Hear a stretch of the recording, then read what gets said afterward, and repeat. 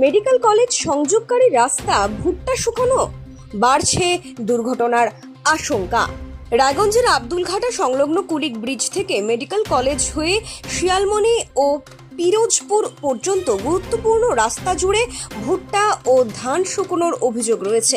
স্থানীয়দের দাবি, রাস্তায় একাংশ দখল করে ফসল শুকনো ও মাড়াইয়ের কাজ চলায় যান চলাচলে বাধা সৃষ্টি হচ্ছে এবং বাড়ছে দুর্ঘটনার আশঙ্কা।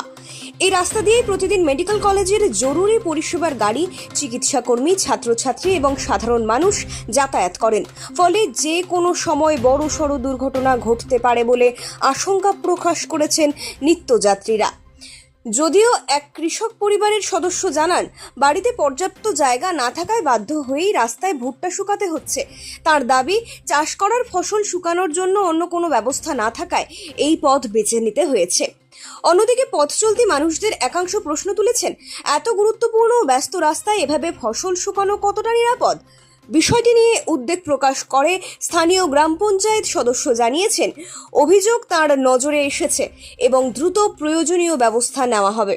এখন দেখার, প্রশাসন দ্রুত পদক্ষেপ নিয়ে রাস্তা পরিষ্কার রাখার ব্যবস্থা করে কিনা, নাকি বড় দুর্ঘটনার পরেই নড়ে চড়ে বসতে হবে সংশ্লিষ্ট মহলকে।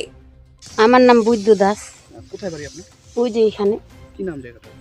জায়গাটা আব্দুলঘাটা। বলছি কি, এই যে আব্দুলঘাটা মেডিকেল কলেজের একমাত্র রাস্তা এটা, এখানে ভুট্টা নেড়েছে, লোকে তো যাতায়াতের একটা অসুবিধা হচ্ছে, কি বলবো? হ্যাঁ, অসুবিধা তো হচ্ছে, কিন্তু আমাদের তো জায়গা টাকা নাই না, নিচে ভুট্টাগুলো শুকাইলে তো হয়ে যায়। যে কোনো সময় বৃষ্টি, বিপদ ঘটে যেতে পারে, হ্যাঁ। কারণ পিছলের কারণে হ্যাঁ। যে কোনো অ্যাক্সিডেন্ট বা ভয়াবহ কোনো দুর্ঘটনা ঘটতে পারে যে কোনো সময়। হ্যাঁ। কি বলবেন বিষয়টা নিয়ে? ও তো কি বলবো, ওই জন্য সাইড করে শুকাচ্ছি আর কি। ওদিকটা রাস্তা সাইড Side দিয়ে। গুলো তো হ্যাঁ একটা রাস্তা, হ্যাঁ, অল্প তাড়াহুড়া করে শুকায়নি, তারপরে হয়ে যাবে। যদি কারো অ্যাক্সিডেন্ট হয়ে যায় হ্যাঁ। তাহলে কি আপনি সেই দায়ভার নেবেন?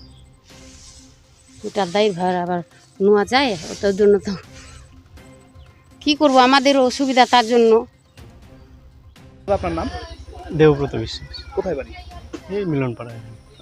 বলছি, বাদ দিয়ে আসেন, কি দেখলেন?